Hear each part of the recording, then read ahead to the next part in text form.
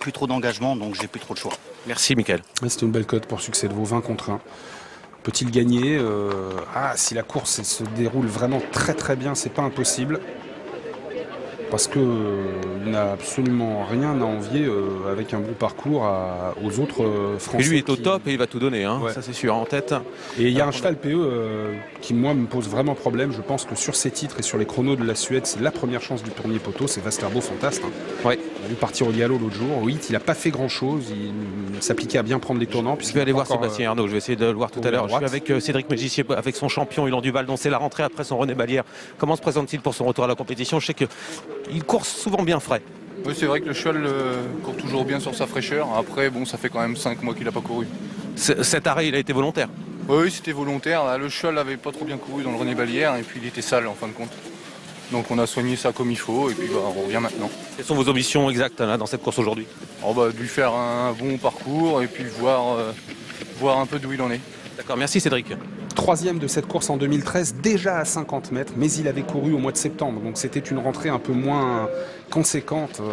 Il y avait moins d'espace entre sa dernière course et Sprint Paul Buquet il y a 2 ans que cette année. Mais attention quand même, il fait, à mon avis, partie des 50 mètres qui peuvent, pourquoi pas, pimenter cette course.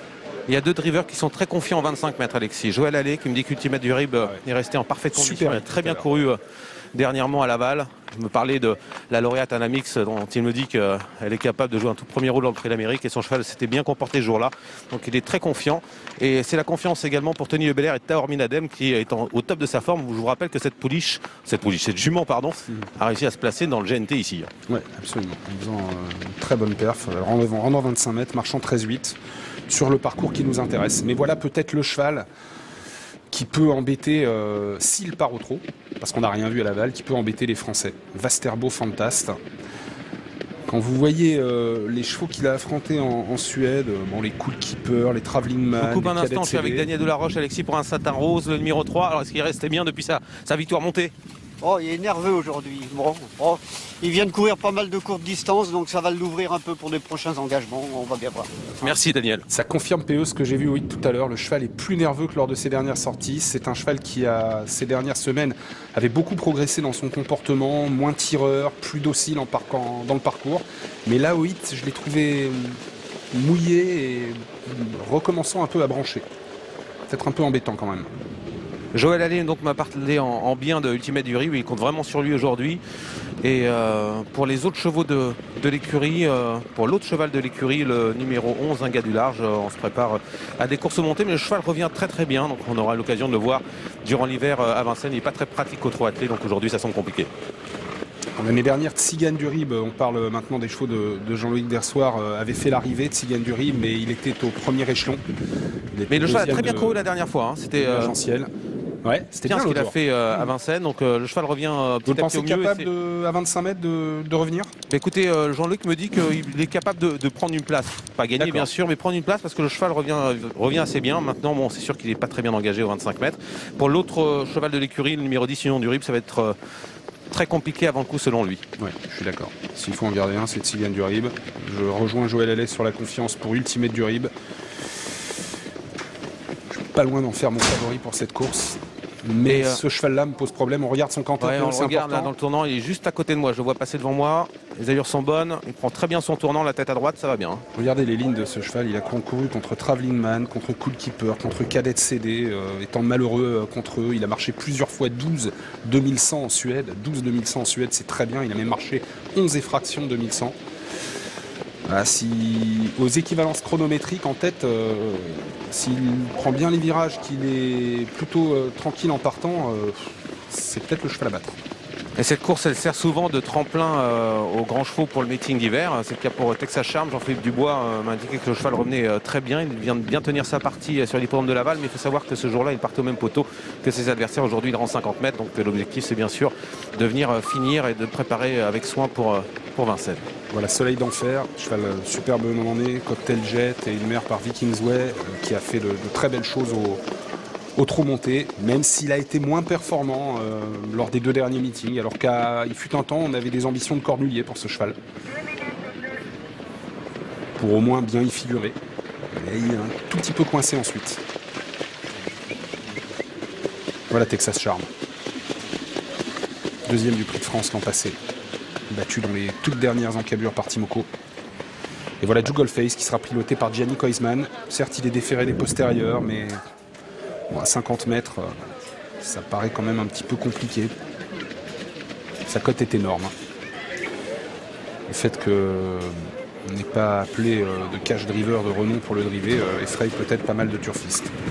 Certains drivers craignent la course tactique. On a des chevaux 50 mètres qui ne sont pas à 100%.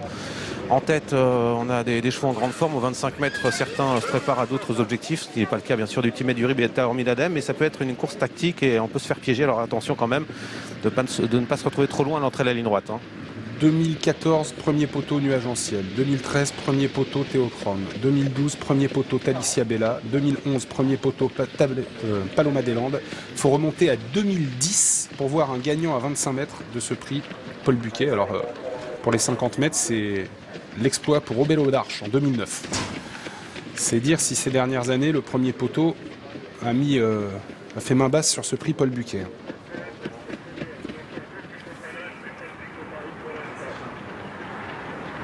Mais on a envie de voir quelque chose pour Village Mystique. On a envie de voir quelque chose quand même pour Texas Charm. Bien sûr pour Ulan Duval, qui court bien sur sa fraîcheur, comme nous le rappelait PE tout à l'heure. On a surtout envie de voir une très belle course. Alors que va faire Sébastien Arnaud avec le cheval scandinave? Il va volter derrière les autres. Vasterbo Fantaste. Ah, super, premier départ est le bon départ à l'extérieur pour Ufana Nantes, bon départ également pour Tiburce de Brion, alors que Vasterbo Fantaste, qui était parti au galop à Laval, est parti au trot cette fois-ci. On a un départ très correct pour Twig, aux 50 mètres, eh bien, le mieux parti c'est Ulan Duval, c'est pas vraiment une surprise. Départ très correct aux 50 mètres également pour Juggleface, alors qu'on a une faute du numéro 9 qui disparaît, Tzigane du Rib. Excellent départ à 25 mètres pour Ultimate du Rib, le numéro 12, qui est déjà en train de recoller et même de venir sur les chevaux du premier poteau. Le premier tournant, Ufanano Nantes en tête à la corde avec Eric Raffin. Deuxième position à son extérieur pour Tiburce de Brion, un cheval qui doit courir caché. Va sûrement avoir un relais entre Mathieu Abrivard et Eric Raffin. Troisième position pour un satin rose. Twig vient côté corde devant le numéro 1, Vasterbo Fantaste. Un peu plus loin se trouve 1 de mai, le numéro 5. Voilà, Tiburce de Brion qui prend le meilleur. Ouais, mais Eric Raffin aurait sûrement aimé faire un relais, mais il ne va pas le faire car c'est un satin rose qui vient maintenant envelopper Tiburce de Brion. Un satin rose qui aime bien aller de l'avant dans les courses auxquelles il participe, qui prend la tête. Vasterbo Fantaste, le numéro 1, se rapproche maintenant très vite à l'extérieur. Alors que va faire Daniel Delaroche? Est-ce qu'il va contrer Vasterbo Fantaste? Pour l'instant, c'est le cas. Vasterbo Fantaste qui accélère à l'extérieur pour prendre la tête. Daniel Delaroche qui reste tête et corde. Là, on va vite. Tiburce de Brion est 3e devant Ufanano Nantes. Twig en 5e position devant 1 de mai. Ultimate du Rib a une très bonne course. Succès de Vaux et 7-8 à la corde. Le numéro 2. Il n'est pas question pour l'instant des chevaux des 50 mètres, même s'ils ont recollé à l'exception tout de même de Texas Charm. Nouveau relais en tête pour un satin rose et Vasterbo Fantaste. Daniel Delaroche qui veut garder la tête et la corde. Vous voyez que 1 de mai est bien placé, mais maintenant né au vent.